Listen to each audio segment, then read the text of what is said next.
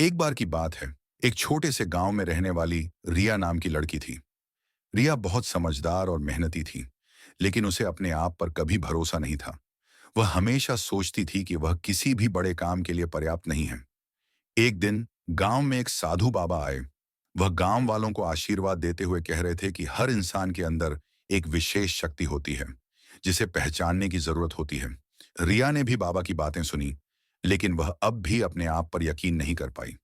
बाबा ने गांव के बीचों बीच एक रहस्यमयी गुफा के बारे में बताया, जो कई सालों से बंद पड़ी थी। कहा जाता था कि उस गुफा में जाने वाला कोई भी व्यक्ति कभी वापस नहीं आया।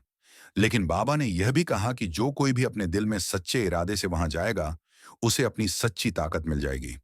रिया के अंदर कुछ बदल गया।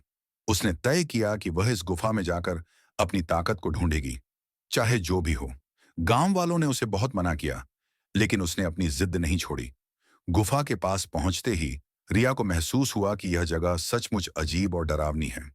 हर कदम के साथ उसकी दिल की धड़कन तेज होती जा रही थी, लेकिन वह रुकी नहीं। गुफा के अंदर गहरी अंधेरी सुरंग में चलते हुए रिया को अचानक एक सुनहरी रोशनी दिखाई दी। उसने देखा कि वहां एक पुराना आईना रखा हुआ था।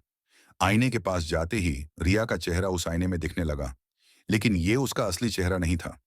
वह चेहरा और भी अधिक आत्मविश्वास से भरा हुआ था। उसकी आंखों में अजीब सी चमक थी।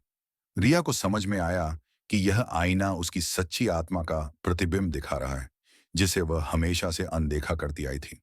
उसकी आंखों से आंसू बह निकले, और उसी वक्त उसने अपने भीतर की ताकत को महसूस किया। जब वह गुफा से बाहर निकली, तो गांव वाले उसकी हिम्मत और बदलते व्यक्तित्व को देखकर दंग रह गए। अब रिया केवल एक साधारण लड़की नहीं थी, बल्कि वह गांव की सबसे ताकतवर और आत्मविश्वासी लड़की बन चुकी थी।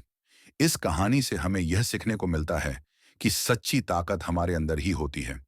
बस हमें उसे पहचानने की जरूरत होती है। अपने आप पर भरोसा रखें, क्योंकि हर इंसान में कुछ खास होता है।